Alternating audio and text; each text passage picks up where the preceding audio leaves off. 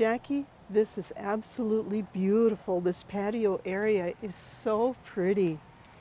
You know, we put this in many years ago, and we've really thoroughly enjoyed this space for our family.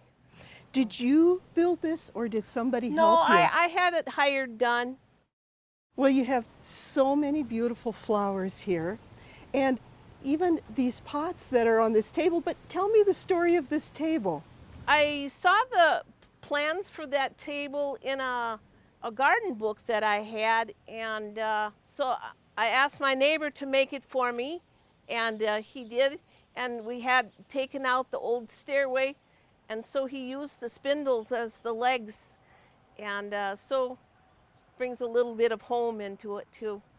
Well, it's just beautiful and it's so pretty because you use so many rustic pots and planters. Yep.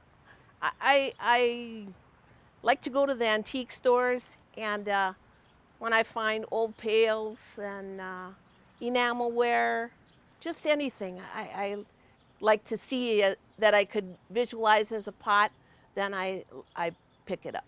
Do you plant these planters by yourself? I do plant them all. Well, except for a couple of those baskets I bought from the garden center. When do you start everything?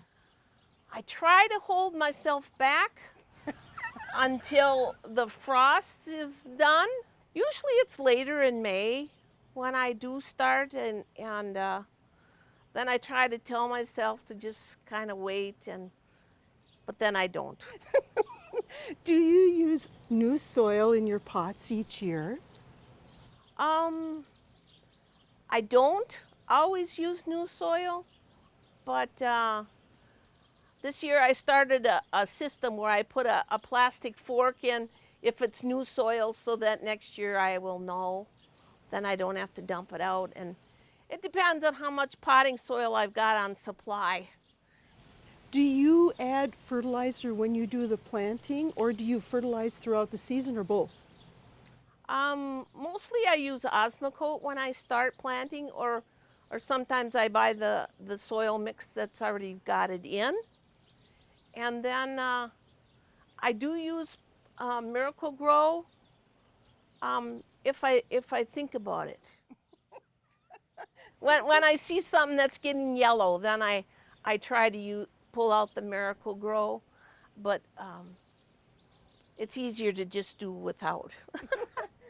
Well, speaking of yellow, this is a beautiful hosta. Where did you get this from? I got that from a friend, and it was only a couple leaves when I got it, and but it's to the point where it should be divided now. Well, it's beautiful and it anchors your corner here so nice. Thank you. And I really like the ground cover here with it. The yellows pick each other up so nice. Yep. And then it's blooming so nice too. Yeah. I was gonna cut some of the blooms off yesterday, and then the hummingbird was gathering nectar, and so I left them there. Well, it looks to me like you really, really like the coleus. Do you have some of the favorite varieties that you use? I really like the lime green coleus, and that one over there is called the Riverwalk. I just like the way it looks against my house. So many of the other coleus are brown tones, and they'd probably look fine against my brick too, but with the brown house, then they don't show up so well. That one in the basket there is beautiful. What is that? Now that one is called Niagara Falls, or sometimes they call it Strawberry Drop. That's one of my favorites too, because I like how it cascades down a little bit.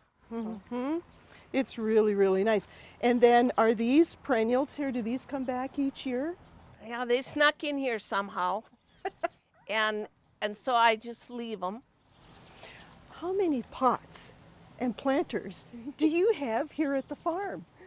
Well, this morning I had my daughter and my grandson go and count, and they came up with 125. How long does it take you to water when you go through? I kind of do it increments, I guess you might say.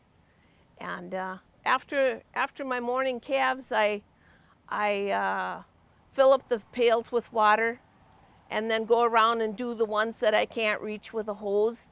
And then later on, when I see one that's droopsy, then it reminds me, oh yeah, I got to do these by the house. And I don't ever wear a watch, so I really don't know. What are some of the different things that you use for planters? I do enjoy the enamel wear in the different blues and the yellows. I've got some crock pots that I like to use. So this summer, my son-in-law was cutting down some trees and had the hollow one, and I just thought, oh, Nathan, I need those for a planter. And so that's how I got that idea. And do you use any special kind of soil in that? Or just regular potting soil? Just potting soil, yeah. Then I see that you've actually mixed some of the coleus varieties together too. Are there certain ones that you like to use together? I like to use kind of a lime green and then maybe a darker leaf one with lime green in. Over here, the Glennis used to be my favorite. It's kind of got the pinks and the yellows, and so it coordinates well with stuff. What do you do with all your pots in the wintertime? I crowd them into that white shed over there. I just start from the back and just keep putting them in. Is there anything that you keep from one year to the next? In the fall, I always tell my family, don't let me take anything in the basement because I don't take care of it. Well, then I do, and then usually it's late into the season before it can be actually shown to anybody. And then when do you bring those plants back out again? Usually on a day when it's calm, you know, otherwise they get so tattered, but usually they just are so fragile anyway, you know. You've made me so jealous because you've got some calla lilies that are doing beautiful. How do you treat those? I just dig them in the fall and I put them in a closet area down in the basement over winter.